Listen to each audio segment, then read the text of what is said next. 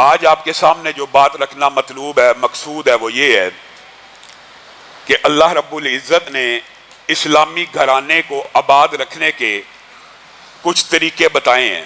اسلامی گھرانہ بنیادی طور پہ اسلام کی پہلی نرسری ہے، بنیادی اکائی ہے۔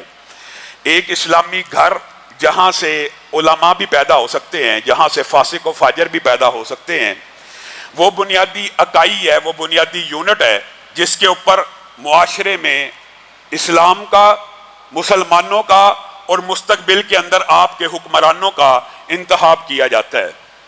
اسلامی معاشرہ ایک گھر سے بنتا ہے، اس کی بنیادی اکائی ایک گھر ہی ہوتا ہے، لیکن ہمارے ہاں بدقسمتی سے جب ایک نیا گھر، نیا یونٹ بنانا ہوتا ہے، ابتدا کہاں سے ہونی چاہیے؟ اللہ کی تائید و نصرت سے، لیکن ہم اس کی ابتدائی ایسے اعمال سے کرتے ہیں کہ گھروں کے جنازے نکل جاتے ہیں۔ نبی کریم صلی اللہ علیہ وسلم نے سب سے پہلا جو حکم دیا، اور قرآن پاک میں جو حکم ہے وہ یہ ہے، اگر کوئی باپ، اگر کوئی بیٹا، اگر کوئی بھائی اپنے کسی بیٹے کا، کسی بھائی کا نیا اسلامی گھر بنانا چاہ رہا ہے، یعنی شادی کرنے کی نیت کر رہا ہے، تو پہلی ابتدا تو یہاں سے ہونی چاہیے کہ رسول اللہ صلی اللہ علیہ وسلم نے کہا حسب نسب کی وجہ سے شادی ہوتی ہے، مال و دولت کی وجہ سے بھی ہوتی ہے، حسب نسب کی وجہ سے بھی ہوتی ہے، مال و دولت کی وجہ سے بھی ہوتی ہے، لیکن تمہیں کیا ہو گیا؟ تم شادی نیکی کی بنیاد کے اوپر نہیں کرتے۔ آج خوبصورت لڑکی چاہے غریبوں کی بھی ہو، اس سے تو بیاہ کر لیا جاتا ہے، اس کو تو شادی کی سہولت میسر ہے۔ وہ نیک عورتیں، وہ پاکیزہ عورتیں جن کے بالوں کو بھی شاید کبھی آسمان کے سورج نے نہ دیکھا ہو، ان کے بالوں پہ چاندی آ جاتی ہے، 40 برس کی عمر ہو جاتی ہے، کوئی ان سے شادی بیاہ کرنے کے لیے تیار نہیں ہوتا، اور پھر بعد میں آپ علماء کے پاس آتے ہیں، پیروں فقیروں کے پاس جاتے ہیں، اپنے مسائل لے کر گھر کا بیڑا غرق ہو گیا، گھر کا جنازہ نکل گیا۔ نہیں، تو نے ابتدا جو گھرانے کی بنیاد رسول اللہ صلی اللہ علیہ وسلم نے بیان کیا، اسی کے اوپر عمل نہیں کیا۔ نکاح اور شادی بیاہ آپ کو اور مجھے کس بنیاد پہ کرنا چاہیے؟ نیکی کی بنیاد کے اوپر۔ ہم کس بنیاد پہ کرتے ہیں؟ لڑکے کی انکم کتنی ہے؟ لڑکا امیر ہے، لڑکا مالدار گھرانے سے ہے، چونکہ میری بیٹی ناز و نام سے پلی ہے، ایک اچھے کھاتے پیتے گھرانے کی ہے، میں اس کے لیے صرف امیر لڑکا ڈھونڈ رہا ہوں، نہ سیرت دیکھ رہا ہوں، نہ کردار دیکھ رہا ہوں، اور بعد میں شادی کے 2 سال بعد جب پتہ لگتا ہے لڑکا ایسا ایسا ایسا ہے، ایمانداری سے بتلائیے، تو نے کیا لڑکا نیک ڈھونڈا تھا؟ تو نے لڑکا دیکھا ہی وہ تھا کہ جس کی جیب میں چند ٹکے ہوں، ٹکے تو وہ تیری بیٹی کو دے رہا ہے، ٹکے تو وہ تیری بہن کو دے رہا ہے، گلہ کس بات کا ہے؟ جی اس کا کریکٹر اچھا نہیں، جی اس کا اخلاق اچھا نہیں، جی وہ بدتمیز بڑا ہے۔ تو نے یہ چیزیں دیکھی تھی؟ تو نے تو شادی جس بنیاد پہ کی تھی، تیرا وہ مقصد اللہ نے پورا کر دیا، اب تجھے گلہ نہیں کرنا چاہیے۔ اور کلام حمید کے اندر بھی اس بات کے اوپر رہنمائی موجود ہے، جن بچوں کے دین تمہیں پسند آ جائیں، اگر وہ فقیر ہی کیوں نہ ہو، تم سے آ کے رشتے مانگے، ان سے رشتے کر دیا کرو۔ ان یکونوا فقراء یغنیہم اللہ من فضلہ، فقیر بھی ہوں گے، اللہ اپنے فضل و رحمت سے ایسی برکھا برسائے گا رحمت کی، ایسی بارش کرے گا رزق کی کہ تیری بیٹی کو کوئی تکلیف نہیں ہوگی۔ نبی کریم صلی اللہ علیہ وسلم نے، پہلی بات بیٹی کی طرف سے کر رہا ہوں، بیٹوں کے حوالے سے بھی بات ہوگی، نبی کریم صلی اللہ علیہ وسلم نے کہا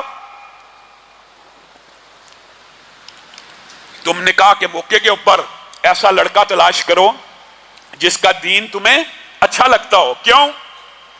اگر تمہاری بیٹی اور بہن اس کو پسند آئے گی، اس کی عزت اور اکرام کرے گا، اس میں اضافہ کرتا چلا جائے گا، اور بالفرض اس کو پسند نہ بھی آئے گی تو اس کی بے عزتی نہیں کرے گا، اس کی توہین نہیں کرے گا، اللہ سے ڈرتے ہوئے اس کے حق پورا کرنے کی کوشش کرتا رہے گا۔ نہیں، ہم نے تو صرف مال کی بنیاد پہ شادی کرنی ہے، اور اللہ معاف کرے ہمارا معاشرہ کس سمت میں جا رہا ہے۔ شادی بھی کب کرنی ہے؟ حاجی صاحب بیٹے کی شادی کر دی جائے، وہ بیٹا بھی پڑھ رہا ہے، شیخ صاحب بچے کی شادی کریں، بچہ ذرا کیریئر بنا رہا ہے، کیریئر بناتے بناتے اس کے کریکٹر کا جنازہ جب نکل جاتا ہے تب تجھے ہوش آتی ہے، اب تو باہر منہ مارنا شروع ہو گیا، اب فٹافٹ اس کی شادی کر دو۔ اب اس جانور کے لیے کسی کی بچی لے آؤ. خود پہلے کریکٹر کا جنازہ نکالنے میں ماں باپ کا پورا کردار ہے. بچہ بالغ ہو گیا, بچے کے اندر فطری خواہشات ہیں, باپ کا یہ کام ہے. بیٹی بھی اگر بالغ ہوگی, بیٹی بھی اگر جوان ہو گئی ہے, فطری خواہشات ہیں. باپ کا پہلا فرض ماں باپ کا یہ ہے, گھروں کو کیسے بات کیا جائے. ہر بندہ دوسرا رونا رو رہا ہے. اپنے بیٹے کو پیار اور محبت سے, اپنی بیٹی کو پیار اور محبت سے اپنے اعتماد میں لیجئے.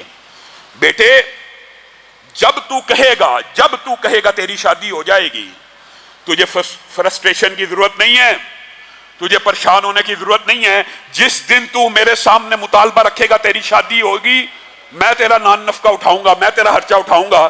ہمارا معاشرہ الٹا, امیر گھرانے, امیر ماں باپ کماتے بھی ہیں, بچے کا کیریئر بنا رہے, کریکٹر کا جنازہ نکل رہا ہے, کوئی پرواہ نہیں.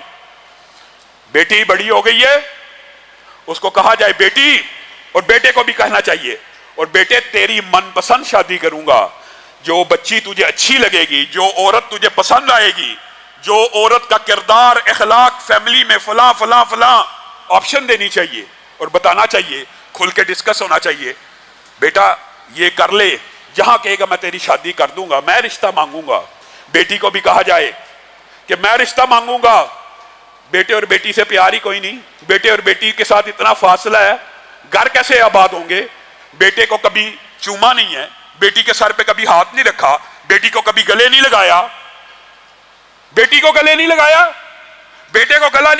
لگایا. پھر گلی کے نکر کے اوپر ایک بدماش آوارہ لوفر پاکیزہ اور پوتر بیٹیوں کو گندے میسج کرتا ہے. بچی بیچاری یہ سمجھتی ہے کہ میرے گھر میں نہ کبھی بائی نے مجھ سے پیار محبت کے بول بولے, نہ کبھی باپ نے بولے. یہ کیسے بول ہیں, یہ کیسے الفاظ ہیں, یہ مجھے چاہتا ہے, یہ مجھے پسند کرتا ہے, میرے حسن کی تعریف کر رہا ہے. میرے بھائیو یاد رکھو, یہ صرف عام بچے بچیوں کی بات نہیں کر رہا. اللہ کی قسم کھا کے کہتا ہوں, محدثین نے بھی یہ باب لکھا ہے. کیا عورت کے اندر حصے ذکاوت ہوتی ہے. عورت پاکیزہ طاہرہ مطہرہ بھی کیوں نہ ہو, اگر اس کو کوئی بندہ بار بار یہ کہتا ہے نا تو مجھے پسند ہے, وہ ریجیکٹ کرے گی. نیک ہے, ریجیکٹ کرے گی, اس کا منہ توڑے گی, اس کو روکے گی. یہ ایک فطری بات ہے نیک عورت کا. لیکن یہ باپ بڑا اہم ہے, اس کے دل کے اندر اس کو پسند کرنے والے کے لیے نرم جذبات آئیں گے. یہ ایک حصہ اللہ تعالیٰ نے عورت کے اندر بھی رکھی ہے, اسی طرح بچوں کے اندر بھی رکھی ہے کہ جو ان سے محبت کرے, الفاظ بولتا ہے. بچے کو گھر کے اندر ساری زندگی پیار محبت نہیں ملا, بچی کو نہیں ملا, پھر کوئی گلی کا اوباش اور آوارہ بچہ تیری بیٹی کی یہ محبتیں اچک لے, تجھے اپنے ضمیر کو بھی ٹٹولنے کی ضرورت ہے. ہم نے کون سا خول چڑھایا ہوا ہے, ہم کس معاشرے میں رہتے ہیں. ہم اپنے بچوں کو پیار نہیں کرتے, ہم اپنی بچیوں کے سر کے اوپر شفقت سے ہاتھ نہیں رکھتے, ہم ان سے یہ بات ڈسکس نہیں کرتے. جائیے اپنی بیٹی کو, اپنے بیٹے کو کہہ دیجیے, آج جا کے ارادہ کر کے جائیے, بیٹے جہاں کہے گا شادی کریں گے, باہر کبھی منہ نہیں مارنا, کبھی کسی غیر محرم کو میسج نہیں کرنا, کسی کی طرف نظر اٹھا کے نہ دیکھنا, میں تیرا باپ تیرا حلال طریقے سے نکاح کروں گا. بیٹی کو بھی کہیے, اللہ کی قسم برائی کے آگے بند باندھنے کا سب سے پہلا اصول اور طریقہ یہی ہے. اور جب جبلی تقاضے بڑھتے ہوئے محسوس ہوں تب کیریئر کا فکر نہ کریں, کریکٹر کی فکر کریں. کیریئر کی کیا فکر ہے, کیریئر اور رزق تو اللہ نے دینا, تو نے پڑھا کے اس کو کمانے کے لائق بنانا ہے. تو جتنا مرضی پڑھا لے, اللہ نہیں چاہے گا اس کی نوکری نہیں لگنے والی. اور تو 2 جماعتیں بھی نہ پڑھا, اللہ چاہے گا تو رزق حلال کی بارش شروع ہو جائے گی. آج ہم نے حیا کا بھی عجیب و غریب مطلب نکالا ہوا ہے. حیا بھی ہماری اپنے معاشرے کے اعتبار سے, ہم بیٹا بیٹی تو دور کی بات ہے, میاں بیوی کے حقوق کے اندر کتنے ہیں جنہوں نے اپنی بیویوں کے ساتھ وہ الفاظ بولے ہوں جو سنت سے بھی ثابت ہیں اور صحابہ کی سیرت سے بھی ثابت ہیں. ہم میں سے کتنے ہیں جو حلال اور پاکیزہ بیوی ہے, اس کے لیے زبان سے اگر پیار کے الفاظ نکل گئے سر تے چڑھ جائے گی, پیار کے الفاظ نکل کے سر تے چڑھ جائے گی. یہ کون سا معاشرہ ہے؟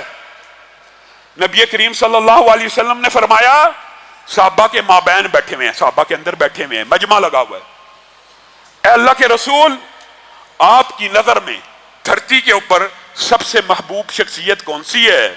کون سی حیا؟ یہ خود ساختہ حیا آپ نے جو بنائی ہوئی ہے۔ نبی کریم صلی اللہ علیہ وسلم نے کہا عائشہ، آپ اور میں، ہم میں یہ اخلاقی جرت ہے، ہم سے کوئی پوچھے بیوی کیسے لگتی ہے، اور بس گزارا ہی ہو رہا ہے، بس یہ بس اللہ کا ہی شکر ہے، اس کا احسان نہیں ماننا، اس کے بارے میں دو لفظ نہیں کہنے۔ اگر میں نے دوستوں میں کہہ دیا میری بیوی بڑی اچھی ہے، کھانا پکاتی ہے، گھر کے کام کرتی ہے، میرے ماں باپ کی خدمت کرتی ہے، کہیں گے یہ رن مرید ہے، معاذ اللہ، ایسے ایسے الفاظ ایجاد کیے ہیں معاشرے میں، اے بڈی دے تھلے لگا ہے۔ یہ ہمارا معاشرہ؟ رسول اللہ صلی اللہ علیہ وسلم کہہ رہے ہیں عائشہ۔ پھر پوچھا گیا نہیں نہیں نہیں نہیں اللہ کے رسول، آپ سے یہ مقصود نہیں تھا پوچھنا، مطلوب یہ تھا مردوں میں آپ کو سب سے اچھا کون لگتا ہے؟ پہلے رسول اللہ سے پوچھا گیا دنیا کے اندر سب سے اچھا کون ہے؟ نبی کریم نے کیا حیا کی؟ نبی کریم نے کہا عائشہ میری بیوی مجھے اس وقت دھرتی کے اوپر سب سے زیادہ پیاری ہے۔ میں اور آپ جھجکتے ہیں، گھبراتے ہیں۔ آپ سے پوچھا گیا نہیں نہیں نہیں بیوی کے بارے میں، عورت کے بارے میں بات نہیں تھی، مردوں کے بارے میں سوال کرنا چاہتے تھے کہ مردوں میں سے سب سے اچھا آپ کو کون لگتا ہے؟ تو رسول اللہ صلی اللہ علیہ وسلم نے جو جواب دیا غور کرنا، کہہ سکتے تھے نا میرا سسر، کہہ سکتے تھے ثانی اثنین، کہہ سکتے تھے یار غار، کہہ سکتے تھے صدیق اکبر، آپ کو اور مجھے سمجھا کے گئے ہیں عائشہ کا باپ، عائشہ کا باپ۔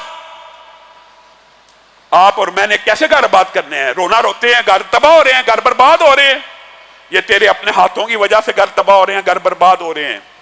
تو نے اسلامی شریعت کے صرف ظاہری قوانین کو دیکھا اور ان کے پیچھے چلنا شروع کر دیا، تجھے یہ سمجھ نہ آئی کہ اسلامی شریعت تجھ سے مطالبہ کیا کرتی ہے، تجھ سے تقاضا کیا کرتی ہے۔ آج گھروں کے ٹوٹنے کا ایک بہت بڑا سبب یہ بھی ہے جناب ٹائم نہیں ہے۔ بیویاں بھی یہی گلہ کرتی ہیں علامہ صاحب، شوہر گھر سے نکلتا ہے، صبح رات کو آتا ہے، اس وقت تک ہم بھی تھک جاتی ہیں، کیسے ویلکم کریں، کیسے خوش آمدید کہیں؟ اس وقت تک تو اپنی کمر ٹوٹ جاتی ہے بچوں کو پال پال کے، بچوں کے منہ میں نوالے ڈال ڈال کے تھک جاتی ہیں۔ آپ ہمیں حدیثیں سناتے کہ وہ عورت دنیا کی سب سے اچھی عورت ہے کہ جب خاوند اس کو دیکھے تو اس کو خوش کر دے۔ کیسے کرے گی؟ تیار ہوگی، اچھے کپڑے پہنے ہوں گے، کوئی سج سنور کے کھڑی ہوگی، استقبال کرے گی، تبھی خاوند خوش ہوگا نا۔ خاوند صاحب صبح 8 بجے گھر سے جاتا ہے، رات 10 بجے آتا ہے، اور اس وقت بھی اس کو چاہیے کہ بیوی الرٹ کھڑی ہو۔ یہ تو نے خود ساختہ ٹائم مینجمنٹ کا فلسفہ بنایا ہوا ہے۔ نبی کریم صلی اللہ علیہ وسلم سے زیادہ قیمتی ٹائم کسی کا نہیں ہے، اور نبی کریم صلی اللہ علیہ وسلم کی پوری زندگی کا معمول تھا، پوری زندگی کا۔ ایک وقت میں 9 بیویاں بھی تھیں، پوری زندگی کا معمول تھا۔ صبح فجر کے بعد ہر بیوی کے پاس گئے ہیں، ایک دن میں صبح فجر کے بعد 9 بیویوں کے پاس، اور یہ وقت امہات المومنین کہتی ہیں کچھ مختصر ہوتا تھا، لیکن عصر کے بعد جب 9 بیویوں کے گھروں میں جاتے تھے تو عصر سے مغرب ٹائم تک اپنی بیویوں سے ان کی ضروریات کے بارے میں، ان کی حاجات کے بارے میں دریافت کیا کرتے تھے اور وقت دیا کرتے تھے۔ تو اور میں نبی کریم سے زیادہ ہمارا ٹائم قیمتی ہو گیا ہے۔ نبی روزانہ 2 وقت، جہاد بھی ہے، ریاست کے امور بھی ہیں، صحابہ بھی ہیں، ہر کام ہے کہ نہیں ہے، اس کے باوجود 2 ٹائم مختص کیے ہوئے ہیں۔ فجر کے بعد سب کی ضروریات کا پتہ کرنا ہے، عصر کے بعد ان کا ہاتھ بھی بٹانا ہے۔ اور آج اگر یہ بات کی جائے نا، یقین مانیے ہم میں سے شاید ہی کوئی ہو، اور اگر ہوگا بھی تو بڑا شرمندہ اقرار کرے گا۔ کوئی ایک بندہ ایسا بیٹھے جس نے اپنے گھر میں اپنی بیوی کی موجودگی میں جھاڑو لگایا ہو، کوئی ایک نہیں بیٹھا ہوگا۔ نبی کریم صلی اللہ علیہ وسلم اپنی بیویوں کا صفائی میں بھی ہاتھ بٹایا کرتے تھے۔ کیا آپ ان سے بڑے ہو گئے ہیں؟ آج یہ کام کوئی کر کے دیکھ لے، اس کو تو شاید اس کے رشتہ دار ہی نہ جینے دیں، نئی بڈھی سے تھلے لگ گیا ہے۔ سبحان اللہ۔ جو عورتوں کے کاموں میں ہاتھ بٹائے گا اس کو یہ تانے دیے جائیں گے۔ نبی کریم صلی اللہ علیہ وسلم سے صحیح سند سے ثابت ہے، نبی کریم گھر داری کے امور کے اندر بھی اپنی ازواج کا ہاتھ بٹا دیا کرتے تھے۔ گھر داری کے امور کیا ہوتے ہیں؟ آٹا، صفائی، سلائی۔ نبی کریم صلی اللہ علیہ وسلم جب اپنی کسی زوجہ کو سوئے ہوئے دیکھتے تھے، یہ بھی صحیح سند سے بات ثابت ہے۔ ہم نے نبی کی سیرت پڑھی ہے، عمل نہیں کرنا۔ صحیح حدیث سے ثابت ہے، نبی کریم صلی اللہ علیہ وسلم اپنی کسی زوجہ کو جب وہ سو جاتی آواز نہیں تھے دیتے. دینا جائز ہے, دینے کی اجازت ہے, لیکن ان کی سیرت اس سے مختلف تھی. کئی مرتبہ امی عائشہ بیان کرتی ہے رات کے وقت میں دیکھتی رسول اللہ نیند سے اٹھے ہیں اور پانی پی رہے ہیں. میں کہتی اللہ کے رسول مجھے ہی اٹھا دیا جاتا, میں ہی آپ کے لیے پانی لے کے آ جاتی. نبی کریم خاموشی سے خود اٹھتے, خود پانی لے کے آ جاتے. یہاں پہ ہمارے معاشرے میں آواز دی جاتی ہے اپنی بیوی کو, پانی لے آؤ, 1 منٹ تخیر ہو جائے تھپڑ تھپڑ شروع, بس 1 منٹ تخیر ہو جائے منہ سے جو جی چاہے نکل گیا. یہ تم نے نبی کریم صلی اللہ علیہ وسلم کی سیرت سے سیکھا ہے. خیرکم لأہلہ, تم میں سے بہترین شخص, رسول اللہ کہہ رہے ہیں مولوی نہیں, تم میں سے بہترین شخص وہ ہے جو اپنے گھر والوں کے لیے, اپنی بیوی کے لیے سب سے بہتر ہے. تم میں سے سب سے بہتر وہ نہیں ہے, یہاں پہ یہ نہیں کہا جو حاجی ہے, جو نمازی ہے, جو سجدے لمبے کرتا ہے, بلکہ اخلاق بتایا جا رہا ہے. تم میں سے سب سے بہتر وہ ہے جو اپنی بیوی کے حق میں سب سے اچھا ہے. وَأَنَا خَيْرُكُمْ لِأَخْلِي, اور میرے سے اچھا اپنی بیویوں کے لیے تم میں سے کوئی بھی نہیں ہے. یہ رسول اللہ کا مقام ہے, یہ ان کا مرتبہ, یہ ان کا تو اخلاق ہے. لیکن ہم اگر ان کا پورا اخلاق نہیں اپنا سکتے, کچھ تو اپنائیں. نبی کریم صلی اللہ علیہ وسلم نے فرمایا بیوی کا یہ حق ہے پہلا کہ جو تو کھائے وہ اس کے منہ میں ڈالے. تو باہر دوستوں کے ساتھ ٹکے بھی کھا رہا ہے, کباب بھی کھا رہا ہے, پارٹیاں بھی کر رہا ہے, ڈنر بھی کر رہا ہے, گا رہا ہے, پیٹ بھرا ہوا ہے, روب جاڑنے کے لیے کچھ نہیں بنایا, آج میں نے کھانا نہیں کھانا, باہر سے کھا کے آ رہا ہے, دوستوں کے ساتھ خوش گپیاں بھی لگا کے آ رہا ہے, دوستوں کے ساتھ ہنس کھیل کے بھی آ رہا ہے, گھر آ کے روب جما دیا, مجھے یہ پسند نہیں, کھا کے بھی آیا ہوگا, چیز سامنے پڑی یہ پسند نہیں آ رہی, کیونکہ باہر سے کھا کے آیا ہے. تیرے پہ فرض ہے جو تو کھائے اپنی بیوی کے منہ پہ بھی وہ نوالا ڈالے. صحابہ نے پوچھ لیا اچھا اس کے منہ میں نوالا ڈالنے کا کیا فائدہ ہے؟ نبی کریم صلی اللہ علیہ وسلم نے کہا صدقوں میں سے بھی سب سے بہترین صدقہ یہ ہے کہ جو تو کھائے وہی اپنی بیوی کے منہ میں ڈال. رسول اللہ صلی اللہ علیہ وسلم, اور اس سے مراد یہ بھی ہے کہ جو تیرا بود و باش ہے وہی بیوی کا بھی بود و باش ہونا چاہیے. خود تیرے پاس سینکڑوں سوٹ ہوں, گڑیاں ہوں, ہر چیز ہو, جوتے ہوں, اور بیوی سوٹ مانگ لے, تیرے پاس پیسے نہ ہو, تیرا جو بود و باش ہے, ایک مطلب یہ بھی ہے, اور دوسرا عملی مظاہرہ بھی رسول اللہ صلی اللہ علیہ وسلم نے کر دیا. امی عائشہ بیان کرتی ہیں رسول اللہ اپنی ازواج سے اس قدر محبت کیا کرتے تھے کہ جس پیالے کے جس جگہ اور مقام کے اوپر میرے ہونٹ لگا کرتے تھے رسول اللہ وہ پیالہ مجھ سے پکڑ لیا کرتے تھے. کس لیے؟ کیا رسول اللہ کو اس وقت پیاس لگ رہی ہے؟ احادیث سے یہ بات سمجھ آتی ہے رسول اللہ اپنی ازواج کا دل رکھنے کے لیے اور محبت کا اظہار کرنے کے لیے اسی جگہ پہ اپنے ہونٹوں کو لگاتے تھے جہاں ماں عائشہ کا ہونٹ لگا ہوتا تھا. جس جگہ پہ ماں عائشہ بوٹی کھا رہی ہوں, یہ بھی صحیح سند سے ثابت ہے واقعات, جس جگہ سے بوٹی کو کھا رہی ہیں نبی کریم صلی اللہ علیہ وسلم مذاق سے خوش طبعی سے ماں عائشہ سے وہ کھینچ لیتے اور اسی جگہ کے اوپر اپنے دانتوں کو رکھ لیتے. محبت کا اظہار ہے, محبت کا اظہار ہے. یہ وہ نبی ہے جو با وفا ہے, با وفا پیغمبر, با وفا نبی کے امتی آج بیویوں سے ہی بے وفائیاں کر رہے ہیں, بیویوں سے بے وفائی. نبی کریم کی ایک زوجہ حضرت خدیجہ عرصہ ہو گیا دنیا سے چلی گئی ہیں. حضرت خدیجہ کی بہن حالہ بنت خویلد ایک دن آ گئی, آ کے آواز لگائی, نبی کریم صلی اللہ علیہ وسلم نے ان کی آواز کو سنا, آپ کی آنکھوں سے آنسو جاری ہو گئے. کہا خدیجہ, آواز بہنوں کی ملتی ہوتی ہے, ایک لمحے کے اندر ماں خدیجہ کے سارے واقعات کیسے نبی کی آنکھوں کے سامنے گھومے ہوں گے کہ نبی کی آنکھوں سے زاروں قطار آنسو بہ رہے ہیں اور کہہ رہے ہیں خدیجہ, خدیجہ کی آواز. کہا نہیں نہیں, وہ تو دنیا سے جا چکی ہے, یہ حالہ ہوں گی, یہ حالہ ہوں گی. ماں خدیجہ کا ہار, ایک دن صرف ہار دیکھ لیا ابو العاص نے, فدیے میں وہ ہار دیا, لمبی چوڑی بات ہے, وہ ہار دیکھ لیا جو ماں خدیجہ کے گلے میں کبھی دیکھا تھا, فدیے کے طور پہ دماد نے بھیجا کہ آزاد کر دیجئے. زینب نے کہا ہار بیچ دیتی ہوں, فدیہ دیجئے اور آزاد ہو کے آ جائیے. نبی کریم صلی اللہ علیہ وسلم صرف ہار دیکھ رہے ہیں, یہاں پہ بیوی گھر میں موجود بھی ہو, یہاں پہ بیوی کے ساتھ رفاقت بھی ہو, بیوی کے ساتھ لمبا عرصہ قیام بھی ہو, کوئی محبت کے جذبات نہیں ہیں. اور نبی کریم صرف خدیجہ کا ہار دیکھتے ہیں, آنکھوں سے آنسو بہ رہے ہیں. اے میرے صحابہ, ایک چیز کی اجازت دیتے اور قربان جائے نبی کی ایمانداری کے اوپر, یہ ہار میں نے خدیجہ کے گلے میں کبھی دیکھا تھا, مجھے لگتا ہے میری بیٹی زینب نے بھیجا ہے. زینب کو یہ ہار ملا تھا, اگر اجازت ہو تو یہ ہار اس کو واپس کر دیا جائے. ماں خدیجہ کو یاد کیا ہر لمحے کے اوپر, ازواج کے ساتھ بے وفائی نہیں کی. عید کے موقع کے اوپر سب سے پہلے گوشت بھیجنے کی باری آتی تو کہتے میری زوجہ کی سہیلیوں کو دے کے آؤ. سب سے پہلے ایک مرتبہ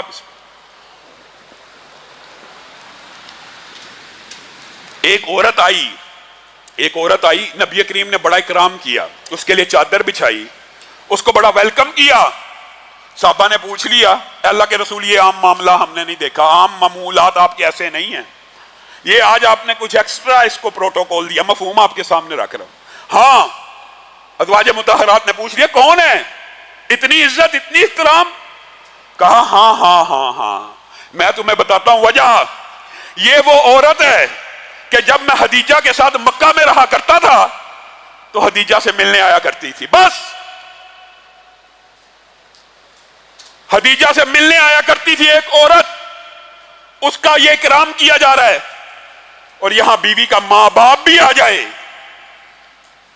کیا رویہ ہوتا ہے. وہ بیوی کی ایک جاننے والی عورت کبھی بعد میں آ گئی, اس کی عزت اور احترام ایسا ہے. یہاں پہ سگے سسر کا, سگی ساس کا کیا احترام ہے. نبی کریم نے کہا باپوں میں سے وہ باپ بھی تمہارے ماں باپ کے بعد احترام کے لائق ہیں جنہوں نے اپنے جگر کا ٹکڑا تمہارے سپرد کر دیا. اللہ کے کلام کی وجہ سے, اللہ سے ڈرتے نہیں ہو, اللہ کے کلام کی وجہ سے. وہ نازک آپ جینے, وہ ناز و نعم میں پلی ہوئی بیٹیاں جن کے باپ, محدثین نے لکھا اللہ کی قسم, محدثین نے کہا اسلام نے ہمیں اتنا رقیق القلب کر دیا, کبھی اتنی شکاوت تھی کہ بیٹی کو زندہ درگور کر دیا کرتے تھے, آج دل میں اتنی نرمی ہے. اگر ہمارے اوپر بیٹیوں کی شادی فرض نہ ہو تو ہم کبھی اپنی بیٹیوں کی شادی نہ کریں. محدثین کے یہ الفاظ ہیں. چونکہ فرض ہے, وہ باپ کے گھر میں پلی ہوئی لاڈلی ناز و نام میں آج اس کا باپ آ جائے, آج اس کی ماں آ جائے, 2 گالیاں اس کو بھی 2 گالیاں ان کو بھی. کیا تمہارے نبی کا یہ اسوہ ہے؟ نبی کا اسوہ کیا ہے؟ حضرت جویریہ کے ساتھ نبی کریم صلی اللہ علیہ وسلم نے غزوے میں شادی کی, مشہور واقعہ ہے, وقت کم ہے اس لیے میں صرف اشارے کرتا جاؤں گا. حضرت جویریہ سے شادی کی. آپ کو پتہ ہے نا اس غزوے کے اندر مسلمان سپاہیوں کے فی کس 1,000 دینار آئے اور مال غنیمت اس کے علاوہ تھا.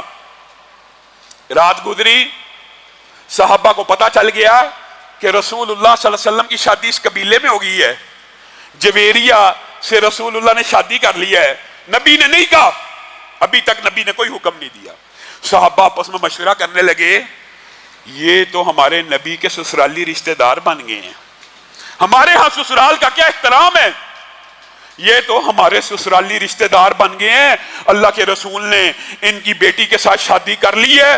صحابہ نے 1,000 دینار جس سے لیے واپس کرنا شروع کر دیے. حدیث کے الفاظ ہے, وہ لوہے کا ڈول جس سے پانی کھینچا جاتا ہے صرف وہ واپس نہ کیا. صحابہ نے خود وہ صرف ڈول واپس نہ کیا بلکہ ایک ڈول کے اوپر لکڑی لگی ہوتی ہے, آپ کو پتا ہے جب کنویں میں ڈالا جائے ایک لکڑی کے ذریعے رسی باندھ کے اس کو نیچے کیا جاتا ہے, حتیٰ کہ جس کے حصے میں اس لوہے کے ڈبے کے لکڑی صرف حصے میں لکڑی بھی آئی تھی, اس لکڑی کو بھی واپس کر دیا کہ یہ ہمارے نبی کے سسرالی رشتہ دار ہیں. اور نبی کریم صلی اللہ علیہ وسلم نے امت کو ایک نصیحت کی تھی, ایک وصیت ہے تو ہم مانتے ہی نہیں. رسول اللہ نے کہا نہیں کہ میں عورتوں کے بارے میں تمہیں وصیت کرتا ہوں, عورتوں کے بارے میں ڈر جاؤ. کوئی بندہ ایسا نہ کرے کہ صبح ایک عورت کو مارتا ہو اور رات پھر اسی کے ساتھ بسر کر رہا ہے, اس کو یا شرم نہیں آتی. عورتوں کے بارے میں اللہ سے ڈر جاؤ. نبی کریم صلی اللہ علیہ وسلم نے ایک وصیت کی امت کو، کیا؟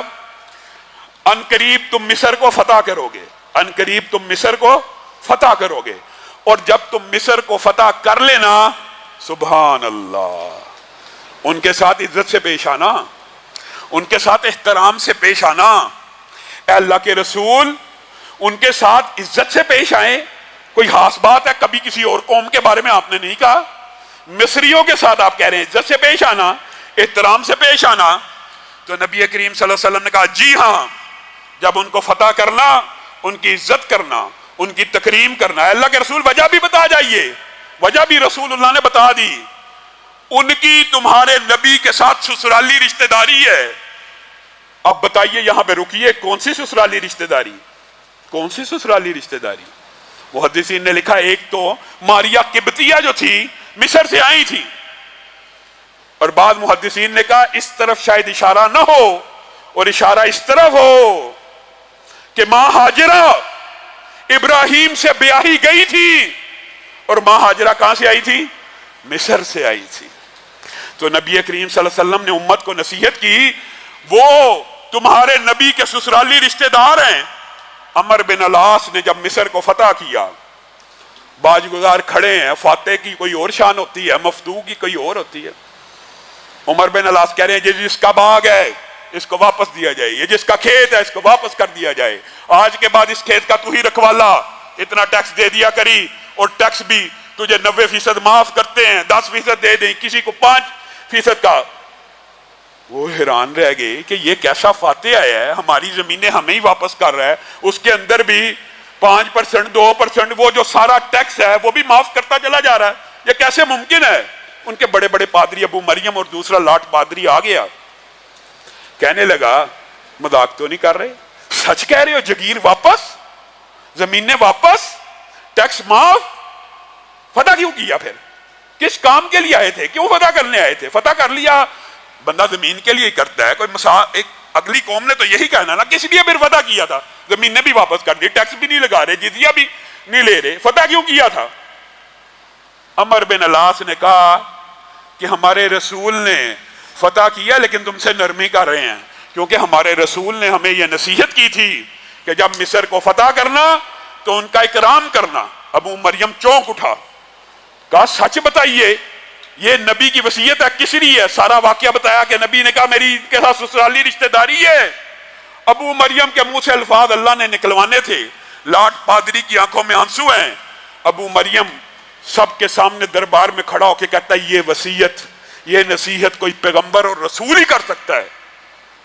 اس کی عوام نے جب یہ الفاظ اپنے ہی پادری کے منہ سے سنے تو صحیح روایات کے الفاظ ہیں آدھا مصر اسی دن مسلمان ہو گیا۔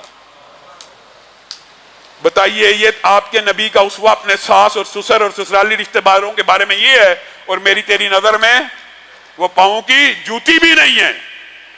اور اس کے اندر کچھ معاملات ہمارے برے صغیر پاک و ہند کے بھی ہیں۔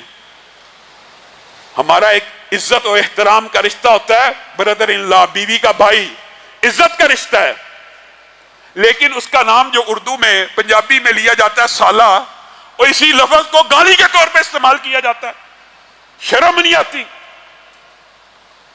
یہ برے صغیر پاک و ہند کی بھی کچھ قباحتیں ساتھ چلی آئی ہیں، اخلاقی طور پہ بہت سی قباحتیں ہیں۔ نبی کریم صلی اللہ علیہ وسلم نے کہا کبھی اپنی بیوی کے منہ پہ مت مارنا اگر کبھی حاجت پڑ گئی، ضرورت پڑ گئی، لیکن ہمارے ہاں قرآن پاک کی اس آیت کو بھی الٹی سمت سے سمجھا گیا ہے۔ ہر چیز الٹی ہے نا، اپنی مرضی ہے، اپنی مرضی ہے نا۔ قرآن پاک میں کیا ہے؟ وَعِذُوهُنَّ، پہلا حکم کیا تھا؟ وَعِذُوهُنَّ ہے۔ پہلا حکم تو یہ تھا کہ ان کو وعظ و نصیحت کی جائے، ان کو لیکچر سنائے جائیں، انہیں دین کی تربیت دی جائے۔ کوئی عورت خاوند کی اطاعت نہیں کرتی، پہلا حکم اللہ نے کیا دیا کہ ان کو نصیحت کرو، ان کو پیار سے سمجھاؤ، ان کو محبت سے سمجھاؤ۔ وعظ و نصیحت میں جبر ہوتا ہے، ظلم ہوتا ہے، تشدد ہوتا ہے۔ وعظ کس کو کہتے ہیں؟ نصیحت کس کو کہتے ہیں؟ قول نرم کو، قول لین کو، قول محبت کو۔ فرعون کے لیے بھی قول لین ہے۔ یہاں پہ اللہ نے حکم دیا وَعِذُوهُنَّ، پہلے پیار محبت سے ایک لمبا عرصہ ان کی ٹریننگ تربیت کرنے کی کوشش کر لو، پھر وَهْجُرُوهُنَّ فِي الْمَضَاجِعِ، نہ سمجھیں اگر اطاعت نہیں کر رہی، بات نہیں مان رہی، ان کو گھر سے مت نکالو، ان کو اپنے گھر میں رکھتے ہوئے ان سے موڈ بنا لو، ان سے بستروں کو علیحدہ اس طرح کر لو کہ اس کو احساس ہو کہ میرا خاوند میرے سے ناراض ہے۔ اور پھر آخر میں کیا کہا؟ وَضْرِبُوهُنَّ۔ لیکن یہ قرآن پاک کا جو تیسرا حکم ہے ہم نے پہلے نمبر پہ رکھا ہوا ہے۔ پہلے مارتے ہیں پھر وعظ و نصیحت کرتے ہیں۔ اللہ تعالیٰ نے قرآن پاک میں اس کو آخری آپشن بتایا، آخری آپشن ہے کہ پہلے آپ نے وعظ و نصیحت کر لی، 1-2 سال سمجھایا، نہیں سمجھ رہی، اس کو موڈ دکھایا جائے، موڈ دکھانے کے باوجود نہیں سمجھ رہی اور آپ کو خوف ہے کہ یہ برائی میں مبتلا ہونے والی ہے، یہاں پہ آپ نے ایسی ضرب لگانے کی اللہ نے اجازت دی جو عورت کو غیر مبرہن بھی اور غیر مبرہن کے ذکر بھی ہے۔ کیا مطلب؟ ایسی چوٹ جس کے ساتھ نیل نہ پڑے، ایسی چوٹ جس کے ساتھ نیل نہ پڑے۔ جو اجازت ہے چوٹ لگانے کی اپنے بچوں کو بھی، وہ بھی ایسی ہے کہ جس کے اندر نیل نہ پڑے، اپنی بیوی کو بھی اسی کی اجازت ہے جس سے نیل نہ پڑے۔ یہاں پہ پہلا کام جو اللہ تعالیٰ نے ترتیب میں تیسرے نمبر پہ رکھا ہے وہ ہم نے پہلے نمبر پہ رکھا ہے۔ یہاں پہ ابھی بات آئی ہے ضمنی طور پہ تو آپ کے سامنے رکھتا ہوں، طلاق نہیں دی جاتی، طلاق نہیں ہے، ابھی معاملہ لڑائی جھگڑے میں ہے، چلو اپنے ماں باپ کے گھر نکل جاؤ، دفع ہو جاؤ، اپنے ماں باپ کے گھر چلی جاؤ۔ اور رسول اللہ صلی اللہ علیہ وسلم کیا کہہ رہے ہیں؟ طلاق دے دو تو اس کو اس کے ماں باپ کے گھر نہ بھیجو۔ یہاں پہ تو طلاق ہوئی نہیں، طلاق کے بغیر اپنے ماں باپ کے گھر دفع ہو جا، اور رسول اللہ کہہ رہے ہیں طلاق بھی دے دو تو کہاں رکھو؟ اپنے گھر میں، اپنے گھر میں۔ کیوں؟ کہ شاید تمہارا دل پسیج جائے، وہ عدت ادھر پوری کرے، وہ بنے سنورے، کہ شاید خامد دوبارہ متوجہ ہو جائے اور اسلامی گھرانہ دوبارہ آباد ہو جائے۔ ہم نے پہلا نمبر پہ وہ کام رکھا ہے جس کی آخری آپشن ہے۔ طلاق کے بعد بھی بیوی کو اس کے ماں باپ کے گھر بھیجنے کی اجازت نہیں ہے اسلام اور شریعت میں، اپنے گھر میں رکھنا ہے تاکہ رجوع کا امکان ہو۔ اسلام خاندان کو جوڑنا چاہتا ہے، اس بنیادی اکائی کو ہمیشہ کے لیے قائم رکھنا چاہتا ہے، اور اس کی دلائل بیسیوں ہیں۔ صرف ایک بات آپ کے سامنے رکھوں گا کہ اسلام کیوں چاہتا ہے گھر بنا رہے۔ آپ صرف اس مسئلے کی گہرائی کو سمجھیں کہ میاں بیوی کی لڑائی کتنی بری چیز ہے اسلام میں، کہ وہ ابلیس آدم اپنے اس چیلے کا استقبال کھڑے ہو کے کرتا ہے، اہلاً و سہلاً مرحبا کر کے کرتا ہے، جو کسی میاں بیوی کے درمیان جدائی کروا کے آتا ہے، زنا کروانے والے کا نہیں، قتل کروانے والے کا نہیں، اس کا استقبال کر رہا ہے جس نے بیوی سے جدائی کروا دی ہے۔ اس کی کوئی اہمیت ہوگی تو ہی وہ یہ کام کر رہا ہے۔ اور دوسری بات جو اس کی اہمیت کو ثابت کرتی ہے اس گھرانے کی اکائی کی، وہ یہ ہے نبی کریم صلی اللہ علیہ وسلم نے، آپ کو پتا جھوٹ مذاق میں بولنے کی اجازت نہیں دی، ہنسی مذاق میں جھوٹ نہیں بولا جا سکتا، تکلفاً جھوٹ نہیں بولا جا سکتا۔ جھوٹ کئی معاملات کی اس کی قباحتیں آپ کے سامنے کئی مرتبہ رکھی ہیں۔ ایک معاملہ جھوٹ جہاں خلاف حقیقت بولنے کی ضرورت اجازت ہے وہ یہ ہے کہ میاں اپنی بیوی سے اور بیوی اپنے میاں سے اپنا گھر بچانے کی خاطر خلاف حقیقت بات کریں گے، جھوٹ بولیں گے، تو ایسا ہی ہے جیسے دو مسلمان بھائیوں میں صلح کروانے کے درمیان جھوٹ بولنا باعث عذاب نہیں بلکہ باعث ثواب بن جاتا ہے۔ اسی طرح گھروں کو آباد کرنے کے لیے میاں بیوی کا ایک دوسرے کے ساتھ یہ الفاظ کہنا، اور محدثین نے تشریح بھی کر دی ہے۔ یہ کیا اجازت ہے؟ یہ کیوں اجازت دی؟ یہ اجازت اس لیے دی ہے، آج آپ کی شادی ہوئی، ابھی تو آپ کے دل میں بیوی کی محبت پیدا ہی نہیں ہوئی، آج ہی شادی ہوئی ہے، آج ہی وہ آپ کے گھر آئی ہے، آپ نے اس کو دیکھا، ابھی تو محبت بھی نہیں ہے، آپ کہیں گے کہ مجھے تیرے سے محبت ہے، یہ جھوٹ نہیں لکھا جائے گا، یہ ثواب لکھا جائے گا۔ ابھی کئی مرتبہ ایسا ہوتا ہے کہ انسان بے چین ہوتا ہے، پریشان ہوتا ہے، کسی پریشانی کے عالم میں گھر چلا گیا تو اللہ نے اور رسول اللہ نے، میرے بھائیوں یہ اجازت اس لیے ہیں، یہ اس لیے نہیں ہے کہ اپنی بدکاریوں اور برائیوں کے اوپر پردہ ڈالنے کے لیے بیوی سے جھوٹ بولا جائے، یہ اس لیے اجازت نہیں ہے کوئی یہ سمجھتا ہو کہ شاید اس لیے اجازت ہے۔ یہ اجازت اس لیے دی جا رہی ہے کہ میاں بیوی کا گھر آباد ہو، خاندان آباد ہو۔ بیوی اچھی نہیں بھی لگ رہی، بیوی اچھی نہیں بھی لگ رہی، اس کو جا کے کہا جائے تو مجھے بڑی اچھی لگ رہی ہے، تو مجھے بڑی پسند ہے، تو مجھے بڑی خوبصورت لگ رہی ہے، تو میرے دل کا چین ہے، تو میرے دل کا قرار ہے. یہ جھوٹ کی اجازت اس کام کے لیے تھی.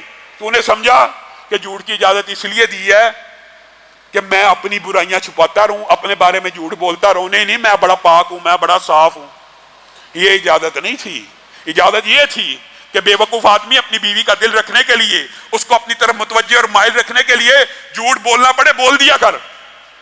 اور بیوی کو بھی اسی لیے اجازت اللہ نے دی ہے کہ خاوند کسی وقت اچھا نہیں لگ رہا، کسی وقت بے چین ہے، اس کو اس کے ساتھ توجہ نہیں، متوجہ نہیں ہو رہی، زبان سے اقرار کر لے. صرف زبان سے کہہ دے آپ مجھے بڑے اچھے لگتے ہیں، آپ مجھے بڑے پسند ہیں، آپ میرے سر کے تاج ہیں، آپ میرے دل کا قرار ہیں. یہ اجازت تجھے اللہ اور رسول نے دی ہے تاکہ تیرا گھر آباد ہو. لیکن ہماری بہنیں بھی سخت دل کی ہیں، اور بھائی بھی، ایک ناراض تو دوسرا اس سے آگے ناراض، ایک نے منہ ادھر کیا تو دوسرے نے ادھر کر دیا. اور میری بہنیں بیٹیاں بھی کچھ باتیں سمجھ لیں. موضوع بڑا طویل ہے، بات کو مختصر کرتا ہوں. نبی کریم صلی اللہ علیہ وسلم سے زیادہ افضل کائنات میں کوئی بیٹی ہو سکتی ہے؟ فاطمہ کتنی اعلیٰ ہیں، کتنی افضل ہیں. آپ کو پتا ہے وہ اپنے، میری بہنیں بیٹیاں اس بارے میں غور کریں. ٹھیک ہے حامدوں کی کمیاں کوتاہیاں ہوتی ہیں، لیکن میرے بہنیں اور بیٹیاں یہ بھی غور کریں کہ نبی کریم کی بیٹی ہے اور نبی کے پاس کیا لے کے آئی ہے؟ سوال. اور کیا لے کے آئی ہے؟ درخواست. اور کیا لے کے آئی ہے؟ شکایت. کیا علی کے گھر داری کے سارے کام میں کرتی ہوں. کیا کرتی ہے بیٹی؟ یہ کائنات کی سب سے افضل شخصیت کی بیٹی ہے. تیرا باپ جتنا مرضی امیر ہو، جتنا مرضی بڑا تاجر ہو، جتنا مرضی اعلیٰ خاندان کا ہو، اس سے زیادہ اعلیٰ خاندان کا نہیں ہو سکتا، نہیں ہو سکتا. آگے شکایت کری ہے بابا اتنا کام کرنا پڑتا ہے کہ ہاتھ پہ چھالے پڑ گئے ہیں، چکی چلا چلا کے ہاتھ زخمی ہو گئے ہیں. نبی کریم نے کہا خدمت چھوڑ دے حامد کی، آج کے بعد کام نہ کری. یہ ہماری بہنوں بیٹیوں کو کس نے سکھا دیا؟ نبی کریم صلی اللہ علیہ وسلم مسکرانا شروع ہو گئے اور کہا فاطمہ میں تجھے خادم سے بہتر ایک نسخہ نہ بتاؤں؟ بتا دیجئے. نبی کریم نے وہ وظیفہ جس کو آج ہم تسبیح فاطمہ کہتے ہیں، سبحان اللہ الحمدللہ اللہ اکبر، بتا دیا اور بیٹی کو کہا اسی کام میں لگی رہے. نبی کے بعد کائنات کا سب سے افضل آدمی امت میں کون ہے؟ ابو بکر صدیق. ان کی بیٹی اسماء بنت ابی بکر ہیں. خود کہتی ہیں کہ جب زبیر کے ساتھ شادی ہوئی تھی، ایک اونٹ تھا اور ایک گھوڑا تھا. گھوڑے کا چارہ بھی میں ڈالا کرتی تھی اور اونٹ کے اوپر گھر کے لیے پانی دور دراز سے میں لے کے آیا کرتی تھی. کیا ابو بکر جیسے امیر فراح دل سخی نے اپنی بیٹی کو منع کر دیا کہ یہ کام نہیں کرنا؟ نبی کریم صلی اللہ علیہ وسلم کے بعد ایک صحابی آ گیا اپنی پھوپھو کو لے کے، اپنا مسئلہ بتایا. اس کے بعد نبی کریم نے کہا میری اے عورت میری بات یاد رکھی، تیرا خامن تیری جنت ہے، تیرا خامن تیری دوزخ ہے. تیرا خامن تیری جنت ہے، تیرا خامن تیری دوزخ ہے. ہماری بہنیں بیٹیاں یہ بھی تو سمجھیں، یہ بھی تو اسی رسول کا فرمان ہے نا. اگر ایک عورت صرف 5 نمازیں پڑھتی ہو، صرف 30 روزے رکھتی ہو، صرف اپنے نفس کی حفاظت کرتی ہو، 3 کام، یہ بات عورتیں سمجھ لیں. اللہ کی قسم اللہ نے عورتوں کے اوپر احکامات نرم رکھے ہیں. یہ فیمنزم کے نعرے لگانے والے یہ سمجھتے ہیں کہ عورتوں کے احکامات سخت ہیں. عورتوں کے احکامات آدھے سے بھی کم ہیں. اور یہ بھی ہاں کا پراپوگنڈا جی اسلام میں عورت کو، یہ دیکھیں جی یہ 4 رشتے ہیں عورت کے اسلام میں اور وہی رشتے بدلتے بھی رہتے ہیں. ان 4 رشتوں میں 3 جگہ کے اوپر اللہ نے عورت کو فضیلت دی ہے. ماں باپ میں سے کون افضل ہے سب جانتے ہیں. ماں کتنے گنا؟ 3 گنا زیادہ. 3 مرتبہ ماں، 1 مرتبہ باپ. کبھی کسی فیمنزم کا یہ سنا ہے؟ کبھی نہیں اسلام کی خوبی بیان کریں گے. ماں باپ میں سے اسلام میں ماں افضل ہے، بہن بھائی میں سے بہن افضل ہے، بیٹے بیٹی میں سے بیٹی افضل ہے. کہ جس کی کفالت کے اوپر جنت کا اجر و ثواب ہے، بیٹے کی کفالت کے اوپر ہے. بیٹیاں ویسے بھی باپ کی زیادہ وفادار ہوتی ہیں اور بیٹیاں ہی افضل ہیں. 3 مقامات کے اوپر عورت افضل ہے, عورت کو سکون نہیں. ایک مقام کے اوپر اللہ تعالیٰ نے الرجال قوامون علی النساء کہہ دیا, تو ان کو تکلیف پڑ گئی کہ خامند اور بیوی کے اندر خامند افضل کیوں ہے, یہ ان کو تکلیف ہے. اللہ نے وہ بھی بیان کر دیا. ایک تو اللہ نے کہا یہ فضیلت اللہ نے دی ہے, اور دوسری وَبِمَا أَنفَقُوا, کیونکہ عورت کی ذمہ داری بار تجارت کاروبار کرنا نہیں ہے, مرد نے کما کے لا کے اس کے منہ میں ڈالنا ہے. اسی لیے نبی کریم صلی اللہ علیہ وسلم نے کہہ دیا تھا جو خامند کی ناشکری ہے وہ اللہ کی ناشکری ہے. جہنم میں وہ عورتیں بھری پڑی ہیں جن کو خامند ایک عرصہ کھلاتا پلاتا احترام کرتا عزت کرتا ہے, ایک دن ان سے ناراض ہو جائیں تو کہہ دیتی ہیں ہم نے اس بندے سے کبھی خیر ہی نہیں دیکھی, یہ بندہ تو شروع سے ہی ایسا ہے, یہ بندہ ہر روز جس دن سے میں اس گھر میں آئی ہوں ہر روز اس کا یہی کسب ہے. ہر روز چاہے گے کسب یہ ہو بھی نہ, اچھی زندگی بھی گزری ہو. نبی کریم نے کہا اس عورت کے اوپر اللہ نظر رحمت نہیں کرے گا کہ وہ عورت جو اپنے خامند کے بغیر رہ بھی نہیں سکتی, دل سے محبت بھی کرتی ہے, اوپر سے ڈائلاگ بول رہی ہے. اللہ تو کہہ رہے ہیں, رسول اللہ تو کہہ رہے ہیں تو جھوٹے ڈائلاگ محبت کے بول لے, اور تو دل سے محبت کرتی ہے اور منہ سے جھوٹ کہتی ہے کہ میں نے خامند سے خیر نہیں دیکھی. اللہ تعالیٰ اس عورت کی طرف نظر رحمت نہیں کرے گا. یہ بھی حدیث کے الفاظ ہیں کہ جس خامند کے بغیر رہ بھی نہیں سکتی اسی کی ناشکری کرتی جاتی ہے. حضرت ابو سعید خدری کی حدیث میں یہ بات ثابت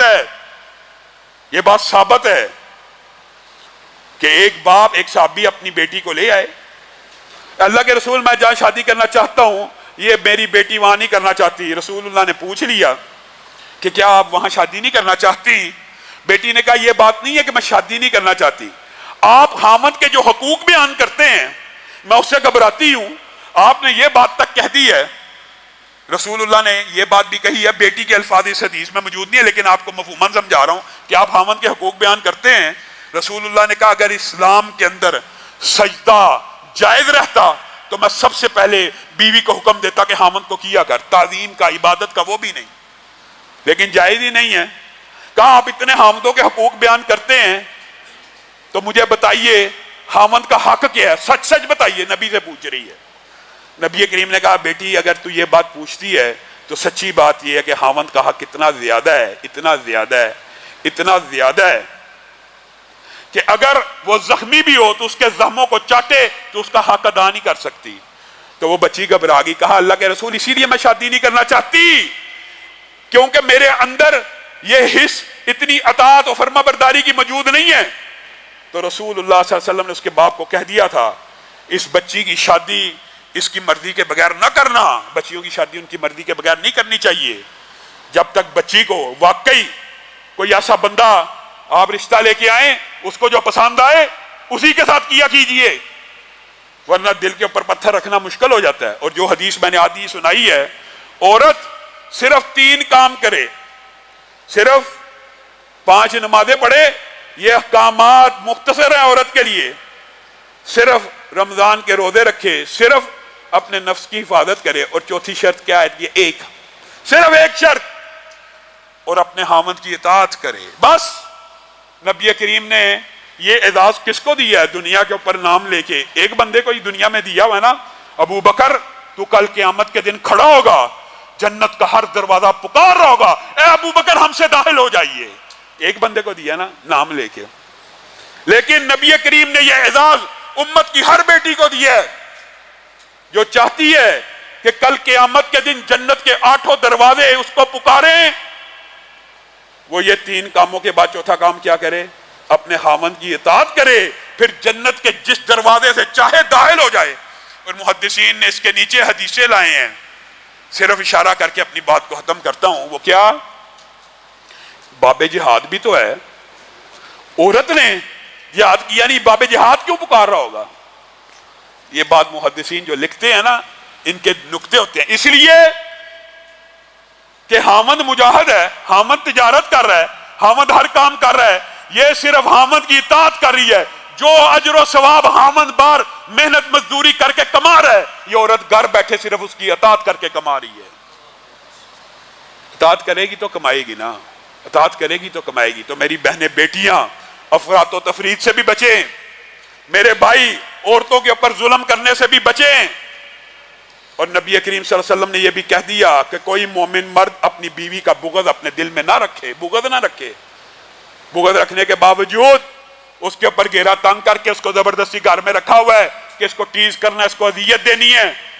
جب کبھی ایسا مقام آ جائے تو عزت احترام کے ساتھ، جو اللہ تعالیٰ نے سب سے ناپسندیدہ فعل طلاق کا موقع آ جائے، اس وقت بھی احسان کر کے، نیکی کر کے عورتوں کے ساتھ معاملہ کرنا ہے۔ بعض عورتیں یہ سمجھتی ہیں یہ جی حدیث میں ہے جی عورت پسلی سے پیدا ہوئی۔ نبی کریم صلی اللہ علیہ وسلم کیا چاہتے ہیں عورت کے بارے میں؟ نبی کریم یہ سمجھا رہے ہیں کہ عورت تیری پسلی سے پیدا ہوئی ہے، تیرا کام، تیرے ڈیوٹی اللہ نے یہ نہیں لگائی تو اس کو سیدھا کر، نہیں لگائی یہ تیری ڈیوٹی۔ عورت کو اس کے ٹیڑھ پن کے ساتھ قبول کرنا یہ تیری ڈیوٹی ہے۔